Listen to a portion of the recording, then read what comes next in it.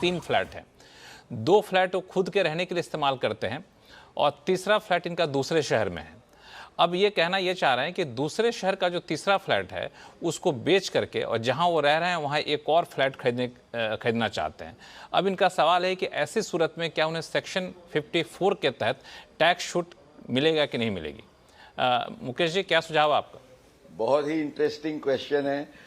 जो इनका सवाल है वो अक्सर कई लोगों के मन में खड़ा होता है।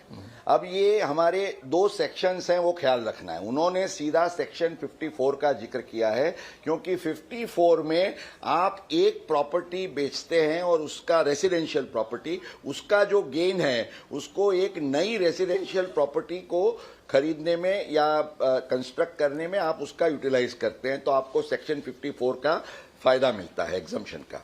उसमें 54 में there is no condition, Lakshman ji आपके 3 हो या 10 हो, irrespective of the number of residencies you have, every time you sell a residence, तो आप उसके सामने एक नया रेसिडेंस ले सकते हैं। So you can keep on rolling over. ये सेक्शन 54 का रूल है। लेकिन 54F में रेसिडेंशियल हाउस प्रॉपर्टी के सिवा आप कोई लॉन्ग टर्म एसेट बेचते हैं, जैसे कि आपने शेयर्स बेचे, आपने कोई जमीन बेची, आपने सोना चांदी बेचा, तो उसका जो आपका गेन का एग्जम्पशन लेना है तो उसमें आपको जो नेट कंसिडरेशन है उसको इन्वेस्ट करना पड़ता है 54F में।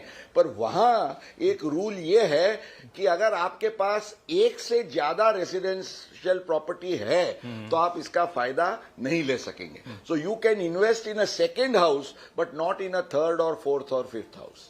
ये आपको ध्यान रखना है। लेकिन ये जो है ये 54F की बात आप कह रहे हैं। दरअसल तीसरा फ्लैट बेच करके आप कई फ्लैट रख सकते हैं, लेकिन फ्लैट की जगह अगर आप कोई दूसरी संपत्ति बेचते हैं, चाहे आपका शेयर हो या फिर प्लॉट हो या फिर ज्वेलरी हो, तो वहां पर ये नियम लागू नहीं होता। क्यों, मैं सही समझ रहा हूं Mukesh ji?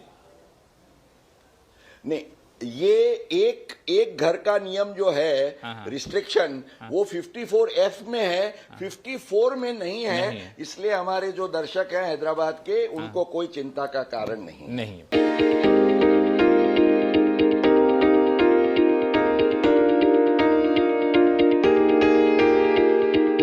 Subscribe and don't forget to press the bell icon to get notified whenever we upload a new video.